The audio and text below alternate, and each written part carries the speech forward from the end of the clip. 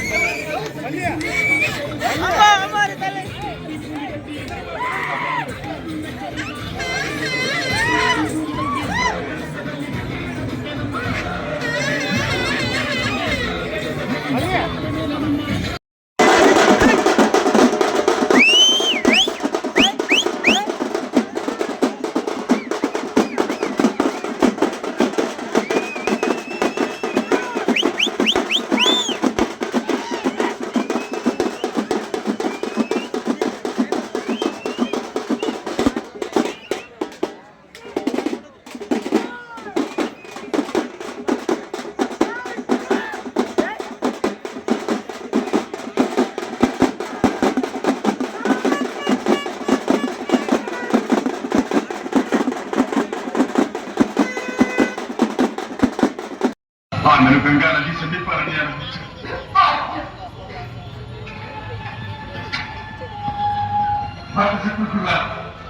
ఈ విషయం రాజమందిరంలో ఎవరికి తెలియకుండా గోప్యంగా ఉంటున్న బాధ్యత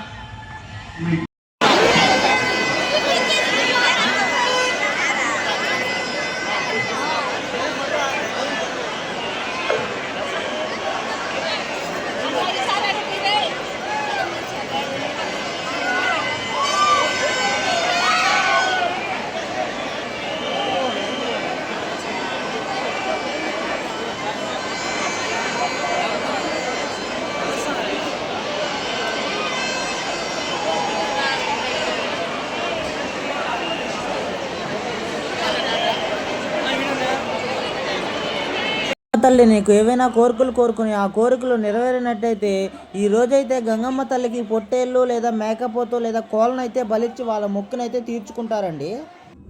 తిరుపతి తాతయ్యగుంట గంగమ్మ జాతర చివరి రోజు కావడంతో గంగమ్మ తల్లి విశ్వరూపాన్ని అయితే ఈ రోజైతే తయారు చేసి భక్తులకైతే చూపిస్తారండి.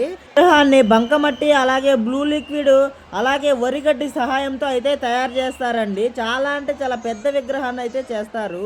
తల్లి విశ్వరూప దర్శనాన్ని చేసుకోవడానికి వేలాది మంది భక్తులైతే ఈ రోజు నైట్ మొత్తం కూడా ఇక్కడే మేలుకొని అమ్మవారి విశ్వరూప దర్శనం కోసం అయితే వెయిట్ చేస్తారండి. చూస్తున్నారు కదండి, వీళ్ళందరూ గంగమ్మ తల్లి విశ్వరూపాన్ని చూడడానికి వచ్చిన వాళ్ళు. చూస్తున్నారు కదండి, తాతాయగుంట గంగమ్మ తల్లి విశ్వరూప దర్శనం అండి ఇది. చూడండి, చాలా అంటే చాలా పెద్ద విగ్రహాన్ని అయితే తయారు చేసి అమ్మవారు అయితే భక్తులకైతే దర్శనం అయితే ఇస్తారండి.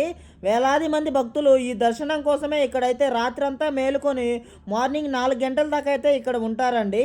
తల్లి విశ్వరూప దర్శనం అనేది మనకి 10 నిమిషాలు లేదా 15 నిమిషాలు మాత్రమే కలిగిస్తారండి. తర్వాత అయితే గంగమ్మ తల్లి ఒక చెంపనైతే నరికేసి ఆ బంకమట్టితో చేసిన మట్టిని అయితే భక్తులందరికీ పంచేస్తారండి.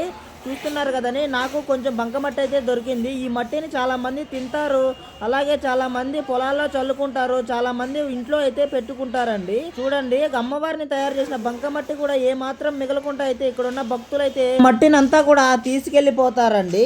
ఇందులోనే గంగమ్మ తల్లి ఉన్నట్టు ఇక్కడ ఉన్న భక్తులు అయితే భావిస్తారండి.